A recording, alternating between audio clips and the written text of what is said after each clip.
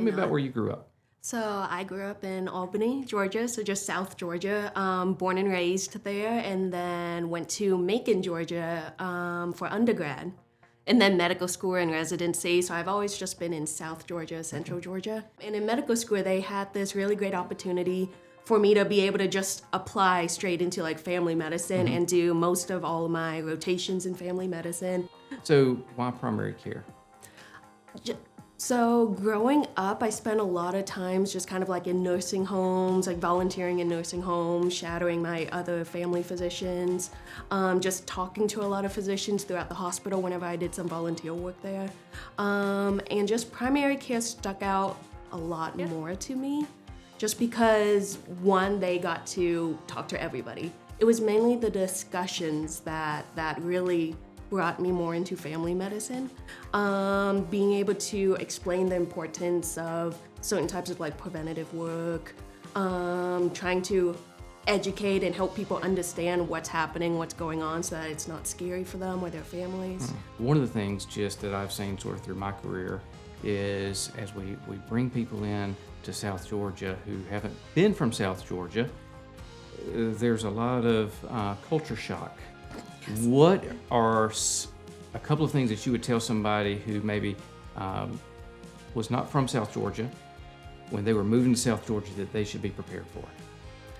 I would mention more of like the resources and just a lot of the other socioeconomic issues that goes on with like rural medicine, or rural like counties.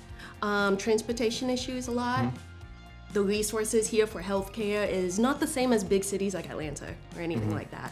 So being able to reach out to the community, kind of like learn more about what you can offer yourself or what is the closest around people in order for them to go and either get labs or get any imaging or just resources to talk to and get help financially, with transportation, with food, all of that.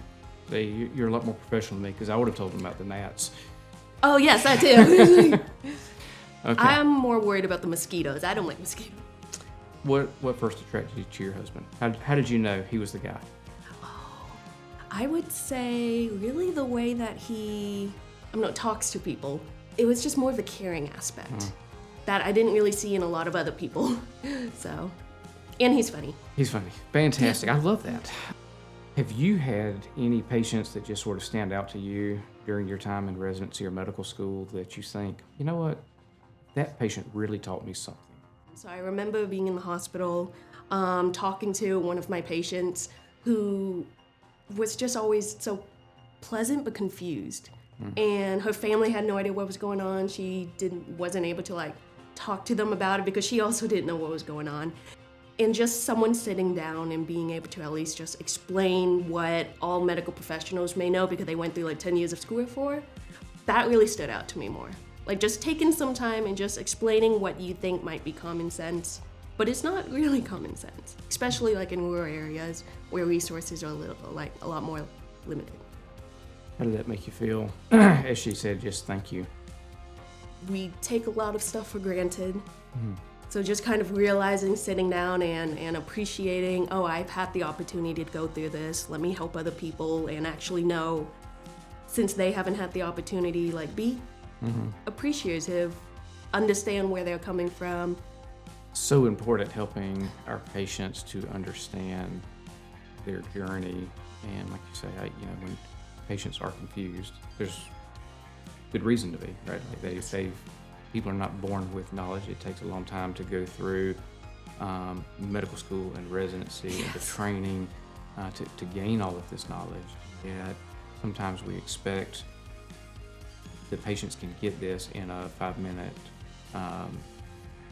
visit, and it's just not possible, especially in primary care, without establishing these relationships with folks and without being able to have empathy and help them walk through these things. What are 3 things that you wish patients would know before they come to see you for the first time? Oh, before they came to see me for the first time, I would say, well, we always have to start off with like kind of like generic in a way, like you're trying to get to know me, I'm trying to get to know you, trying to see kind of where you're at, what you're missing, what you want from like what help that you would like for me to provide, what I can give you, because I really would like to get to know everyone, get to know your family, get to know kind of like your lifestyle in order to help you out the best I can in the way of giving you like information on resources, figuring out what we can do. That would be the biggest one. And then I would say that, of course, everyone knows that with healthcare and appointments, there's a lot of waiting time just because you never know when you kind of get pushed back a little bit, if someone needs a little bit of extra help, if the computer system and internet goes down, and then that takes a lot that I would say, I understand everyone's busy, I'm also busy, but just having a little bit of patience along the way as well. And oftentimes what I have to tell people is I didn't get in a hurry on the person before that you, and I'm not going to hurry on you either. Yes. I think that's been part of our key here is we try to give everybody their time, which sometimes means you are running a little behind. We try really hard to stay on time, but we're also going to give everybody their time. And that's, I think, been one of our successes here is that relational aspect. That's also what I liked when just looking around for jobs after residency and applying and interviewing.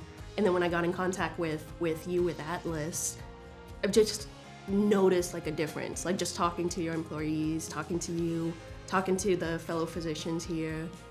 It's a lot more understanding, a lot more actual like passion and want to help with the community, and I really liked that.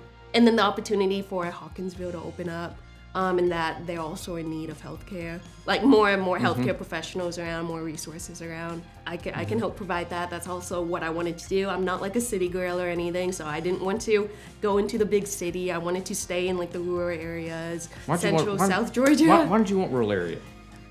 No traffic, but getting more one-on-one with patients, understanding and being a very big part of, hey, if they need help, they can come to their doctor.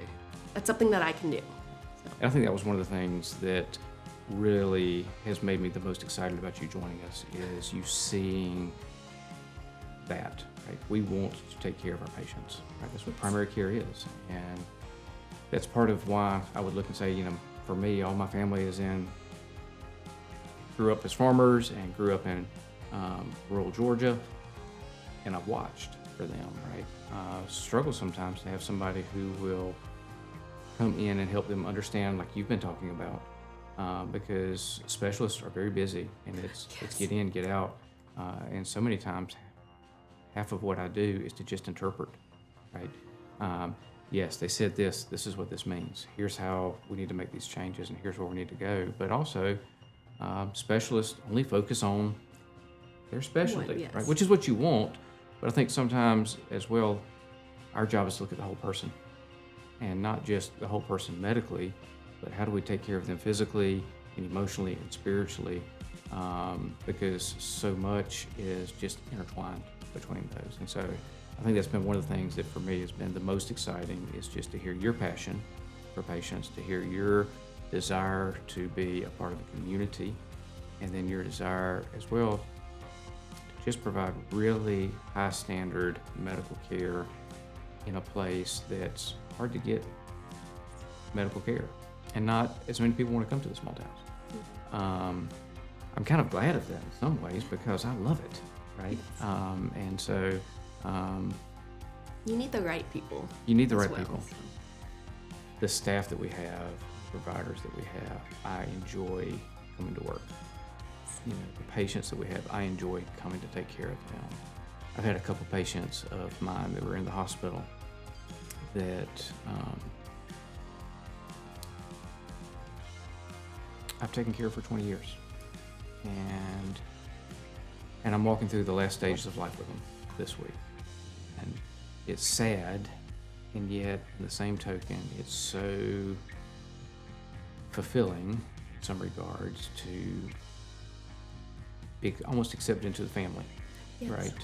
As we walk through this, because we've just been able to establish that relationship. And I don't think you get that in Atlanta. That is a big reason why I'm more just smaller towns.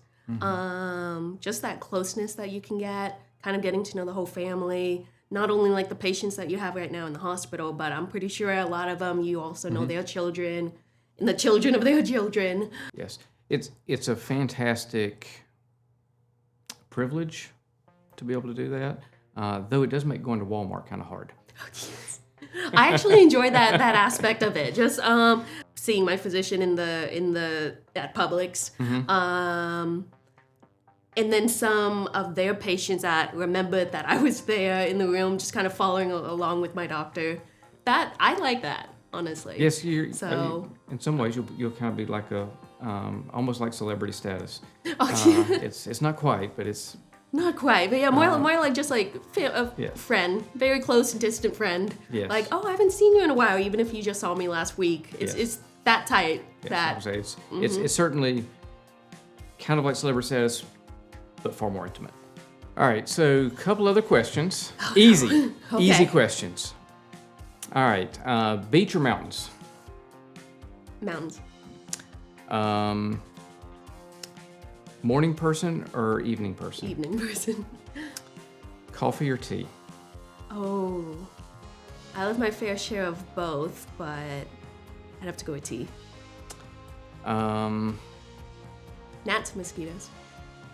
Oof, bug spray. I will take mosquitoes over gnats because I can use bug spray. Okay. I'm more worried about the mosquitoes. I don't like mosquitoes. Yes, But yes. Why Atlas? Why the name Atlas? Atlas was named after my kids. So I have 5 children. I cheated a little bit on the initials of the last 2. So Abby, Tanner, Luke, and then I have Audrey and Anna Claire. And I cheated a little bit because Adilac did not sound too good. And so I said that they were the A's and just said Atlas. I really do appreciate the opportunity that you're giving me. Like I mentioned before, like just interviewing at different places and then getting in contact with you. It was just different. It just spoke differently. It felt different. I could definitely tell with your staff, you're trying your best to help the community, and that's really all that we can do in our lives is just do our best. So, I mean, I'm gonna be working my best in Hawkinsville, and I hope I'll be able to achieve that. Well, I know our commitment, right, to Hawkinsville is that we want to provide as high a level of care there as we provide here. I think that you are the right person to do that. Otherwise, we obviously wouldn't be sitting down here. I'm super excited just to kind of have this opportunity with you, to be able to walk alongside as we try to really help bring great primary care to another place. Yes.